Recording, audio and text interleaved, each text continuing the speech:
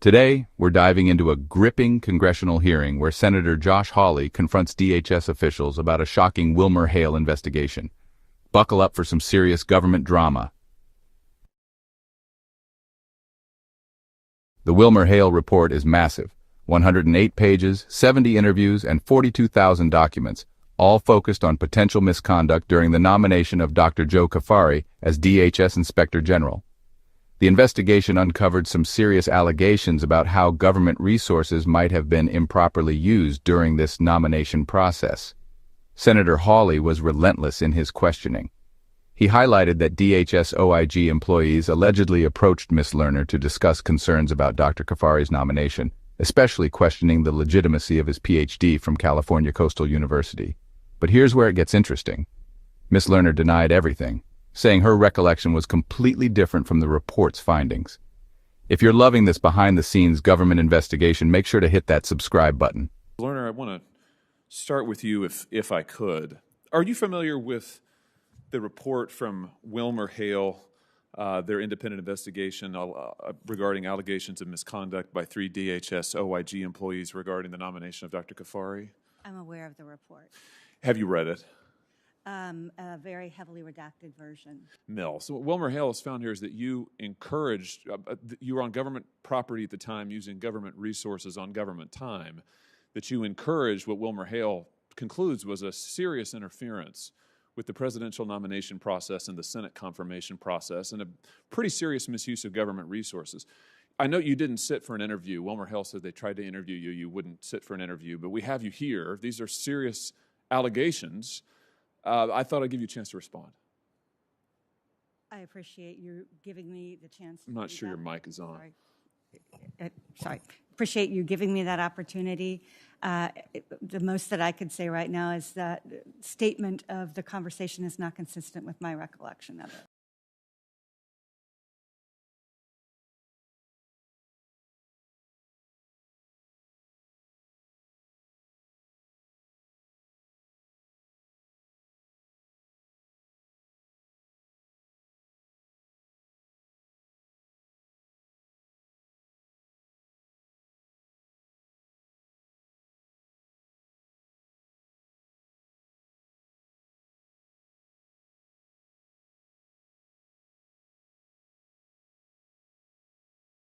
Did you improperly use government resources to interfere with the presidential nomination, No. the Senate confirmation process? I did not. Did you use any government resources, email, telephone, government property? Did you work on this project in government time?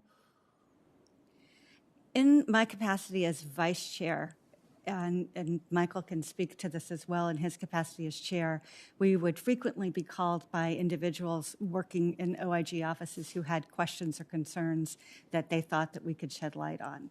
And we would endeavor to, help to answer those questions.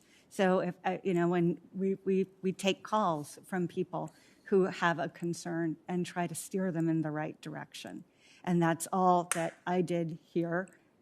With these individuals, and I think that's consistent with our obligation as leaders of SIGI, and at no point was I trying to undermine the nomination of anyone for a PAS position. Why didn't SIGI open an investigation into these allegations? Why did Wilmer Hale, why did there have to be an outside investigation which found evidence of wrongdoing? That's a question best directed to the Integrity Committee, because But it was partly your decision, wasn't it, not to open an investigation? No, I'm not a member of the Integrity Committee, and the leadership of SIGI is purposefully separate from the Integrity Committee to preserve its independence to conduct investigations of OIG folks. So when the report says that it's a misuse of authority for a federal employee to use his or her office to interfere with the nomination or confirmation process, and that federal employees should not use their government resources, including email systems or access to lawmakers or other government officials, for any unauthorized purpose, you're saying definitively for the record under oath you did never do any of those things? I did not, undermine anyone's nomination for a PAS position. You didn't use the email system, access to lawmakers, or any other government resources for any unauthorized purpose? I used the email systems to respond to questions from individuals about their, a situation in their office, and to attempt to steer them in the right direction, and provide guidance to them as they confronted a challenge. That is not, in my view, inconsistent with my obligations as a public servant. Well, I'm disappointed that we're here and that this is, frankly, it's come to this impasse, that we have this report from WilmerHale that is quite extensive and quite lengthy. You didn't sit for an interview with them. They weren't able to get your views on any of this. I noticed neither did you, Mr. Horowitz. I frankly think it's very disappointing. And I think the fact that we now have multiple whistleblowers coming to us about this series of events, I mean, this is harrowing reading, to be honest with you. And it's disturbing reading that this would be happening. And I just want to say I'm going to try to get to the bottom of it. But I'm disappointed that it's come to this and in this setting. I appreciate your concern, but I would say that Mr. Horowitz and I engaged with people on both sides of that situation who had concerns and wanted to protect both the privacy of both of the entities that we were involving, and so that people would feel comfortable coming to us for counseling in situations like that. The hearing ultimately underscored a critical question.